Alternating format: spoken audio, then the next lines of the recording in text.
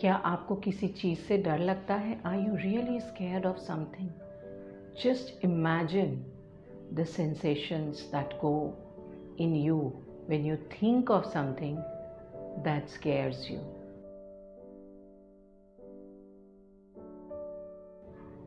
Hello all, मैं वर्षा। आज हम डर या फियर के बारे में बात करते हैं। What is fear? Fear is our body's response to a threat which can be perceived or it can be real also. हमारे ब्रेन को कोई फ़र्क नहीं पड़ता कि वो जो डेंजर हम फील कर रहे हैं वो रियल है या हम सिर्फ महसूस कर रहे हैं। अगर आप आंखें बंद करके जिससे आप डरते हैं उसके बारे में सोचेंगे, सेम वही इमोशन आपके अंदर अभी भी क्रिएट हो सकते हैं। फियर हमारे जो बेसिक इमोशंस हैं उनमें से एक है, और फियर का काम सिर्फ नेगेटिविटी का ही नहीं है। Fear is very important for our survival also. ये फियर है जो हमको खतरों से, मुसीबतों से बचाता है। हमारी बॉडी ये फियर से बचने के लिए ही फाइट या फ्लाइट मोड में जाती है। फियर के टाइम में क्या होता है? जब हम डर रहे होते हैं, हमारी लॉजिकल थिंकिंग, रीजनिंग सब पे प्रभाव पड़ता है और हम उतना क्लियरली सोच नहीं पाते हैं। और हम पैदा होते हैं फियर्स के साथ। 3 फियर्स हैं जिनके साथ हम पैदा होते हैं। पहला है फियर ऑफ डार्कनेस, दूसरा है फियर ऑफ अननोन, तीसरा है fear of sudden loud noises. फिर हम जैसे जैसे बड़े होते हैं हमारे डर भी बड़े होते हैं कुछ कुछ, बट ये हर आदमी के ऊपर निर्भर करता है कि वो उनके साथ कैसे कोप करता है। जैसे हम बड़े होते हैं, कुछ हमारे साइकोलॉजिकल फियर्स डेवलप होते हैं और कुछ फिज़िकल रीजंस के कारण भी डेवलप होते हैं। फिज़िकल रीजंस के कारण जैसे हम फ्लाइंग से डर सकते हैं, किसी को पानी का डर होता है। साइकोलॉजिकल रीज़न में फियर ऑफ रिजेक्शन हो गया, फियर ऑफ पब्लिक स्पीकिंग हो गया। जब हम फियरफुल होते हैं हमारी बॉडी में कुछ चेंजेस आते हैं, and those changes are in our expressions, in our tonality, in our body language. Expressions में हमारे कैसे चेंजेस आते हैं? जब हमको डर लग रहा होता है, सबसे पहले हमारे आईब्रोज ऊपर उठ जाएंगे और टेंस्ड हो जाएंगे। हमारी आंखें बड़ी बड़ी हो जाती हैं, आई वाइट्स ज़्यादा दिखते हैं और आंखों के नीचे का आईलिड्स का पोर्शन भी काफ़ी टेंस्ड होता है।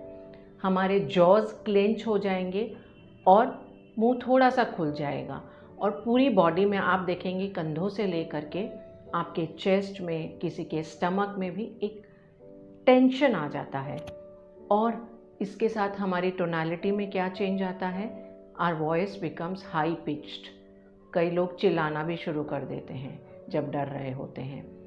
फिर हमारे को फिज़िकल सेंसेशन में भी चेंजेस आते हैं। कई लोगों को फियर के टाइम में पसीना आ जाएगा, हार्ट बीट्स बढ़ जाएंगी उनकी। कितने लोगों के पेट में दर्द शुरू हो जाता है, हाथ पांव ठंडे पड़ जाते हैं। So these are all physical reactions to our fearful states. अभी हम ये समझे हैं कि फियर क्या है, लेकिन इसका एक्सप्रेशन जो है वो हम पे डिपेंड करता है। हम कितनी इंटेंसिटी से वो फियर महसूस कर रहे हैं, उसकी टाइमिंग क्या है, और हम कैसे कोप कर सकते हैं। बड़े या एडल्ट्स कहें तो अपना फियर फिर भी एक्सप्रेस कर देते हैं और उनके पास कुछ हद तक एक कोपिंग मैकेनिज़्म डेवलप हो जाती है। लेकिन बच्चे तो कई बार समझ भी नहीं पाते हैं कि वो डर रहे हैं, और पेरेंट्स भी नहीं समझ पाते। तो वो समझने के लिए जो फेशियल एक्सप्रेशन और जो बॉडी लैंग्वेज के सिम्टम्स हैं उनको देखना ज़रूरी है। और सबसे पहली और सबसे इम्पॉर्टेंट एक बात, अगर आपके बच्चे को डर लग रहा है, कभी भी उस डर का उपहास मत करिए। कई बार मैंने देखा है कि बच्चा बोल रहा है मुझे इस चीज़ से डर लग रहा है, इस एनिमल से डर लग रहा है, या अंधेरे से डर लग रहा है। आसपास के लोग काफ़ी मजाक बना देते हैं, अरे कुछ नहीं है उसमें, तुम तो डरपोक हो, तुमको क्या है। लेकिन इससे वो डर जाएगा नहीं, बल्कि बढ़ जाएगा। क्योंकि कई फियर्स हमारे इरेशनल फियर्स भी होते हैं। शायद हमारे ब्रेन का एक हिस्सा समझ रहा है कि इसमें डरने वाली कोई बात नहीं है, लेकिन दूसरा हिस्सा फिर भी बहुत ज़्यादा डरा हुआ है। इसी से हमारे फोबियाज़ भी डेवलप होते हैं। अब अगर हम बच्चे को कोपिंग मैकेनिज़्म सिखाना चाहें फियर्स के लिए, तो उसके 2 तरीके हम कर सकते हैं। पहला है gradual exposure to the fear. इसमें हम क्या करते हैं, धीरे धीरे बच्चे को जिस चीज़ से डर लग रहा है उससे एक्सपोज कराते हैं। मुझे अभी याद है, मेरा बड़ा बेटा जब 4 या 5 साल का था, उसको he was terrified of dark. तो मैंने उसके साथ एक सिस्टम फॉलो किया। मैंने पहले उसको बताया कि डार्कनेस में कुछ नहीं है, क्या है। Then he told me that he is scared कि कोई आके उसके ऊपर अटैक कर देगा। मैंने बोला अच्छा ठीक है, चलो अटैक कर देगा कोई, अब हम क्या कर सकते हैं इसके लिए।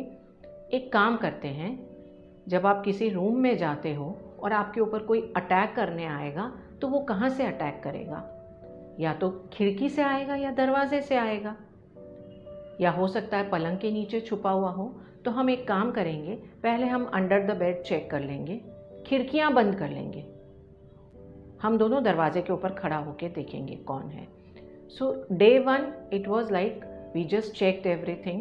We stood at the door with the lights out. उसके बाद मैंने उसको जाने दिया, ना उस बारे में उससे कुछ बात की ना कुछ। दूसरे दिन मैंने बोला चलो अब हम एक एक स्टेप अंदर जाएंगे, वही सिचुएशन क्रिएट करेंगे, खिड़की बंद करेंगे। बिकॉज मैंने उसको बोला कि हम जाके देखते हैं थोड़ा सा। मैं हाथ पकड़ के लेके गई, थोड़ा सा हम अंदर आए और आराम से विदाउट पैनिकिंग हम निकल गए। तीसरे दिन हम थोड़ा और अंदर गए। अब चौथे दिन मैंने उसको बोला डू यू ट्रस्ट मी। अब अगर मैं बाहर खड़ी रहूं, कोई भी अटैक करने के लिए आएगा, वो तो दरवाजे से ही आएगा, तो उसको पहले मेरे को हैंडल करना होगा। तो he said okay, but I said आप बिल्कुल भी रश नहीं करेंगे और जितनी दूर आप कंफर्टेबल हैं अंदर जा कर के आराम से वापस आ जाओ। He came back I think after 4 और 5 स्टेप्स। और इसको मैंने धीरे धीरे बढ़ाते बढ़ाते कर दिया। आप पूरा अंदर जाओ, काउंट फ्रॉम 1 to 20। मुझे 15 दिन लगे, but that is the day and today is the day I am more scared of darkness than my son. अगर हम ग्रेजुअल एक्सपोजर करते हैं किसी भी डर से इन अ सेफ इन्वायरमेंट, वो डर पे हम काबू पा सकते हैं। दूसरा तरीका है जो हम एडल्ट्स के साथ भी यूज़ कर सकते हैं। ग्रेजुअल एक्सपोजर को भी हम एडल्ट्स के साथ भी यूज़ कर सकते हैं, लेकिन उसमें हम क्या करेंगे, फ्लडिंग करते हैं। कंट्रोल्ड इन्वायरमेंट में बहुत सारा एक्सपोजर देंगे अलग अलग तरीक़ों से। इसके पीछे हम एक थ्योरी लेके चलते हैं कि the fears are learned and in that the idea is to unlearn the fear. उसको हम सीखते हैं तो उसको हम भूल भी जाएंगे। जैसे अगर बच्चे को किसी एनिमल, लेट अस से कैट, उससे डर है, तो हम क्या करेंगे, पहले हम सिर्फ कैट के बारे में आसपास में कुछ बोलेंगे, फिर धीरे धीरे उसको फोटोज़ दिखाएंगे, पिक्चर्स दिखाएंगे। Maybe in a cartoon we are showing a cat to the child, और उसके बाद कैट की साउंड सुनाएंगे। फिर कैट का टॉय जो है, एक टॉय कैट लेके आएंगे, उससे एक्सपोज करेंगे, और उसके बाद रियल कैट दिखाएंगे। रियल कैट दिखाने के बाद अगर बच्चा कंफर्टेबल है तो हम उसको टच करने के लिए भी इनकरेज करेंगे जा कर के कैट को। Fear is something which is there in all of us, चाहे वो अननोन हो चाहे नोन हो। बहुत सारे फियर्स हम सब के अंदर होते हैं। तो कुछ चीज़ें हैं जिनका हम फियर कंट्रोल कर सकते हैं, और स्पेशली बच्चों के साथ अगर उनके फियर्स को बचपन में ही हैंडल कर दिया जाए तो उनका ग्रोथ बहुत ब्यूटीफुल होता है। And when they grow they try out new things fearlessly. लेकिन अगर हम उस फियर को हैंडल नहीं करें या उसका मजाक बना के रख दें तो ये फियर और बढ़ता जाता है और दूसरी चीज़ों पे भी ये ट्रांसफ़र हो जाता है। अगर कोई और टिप आप शेयर करना चाहें डर मिटाने के लिए।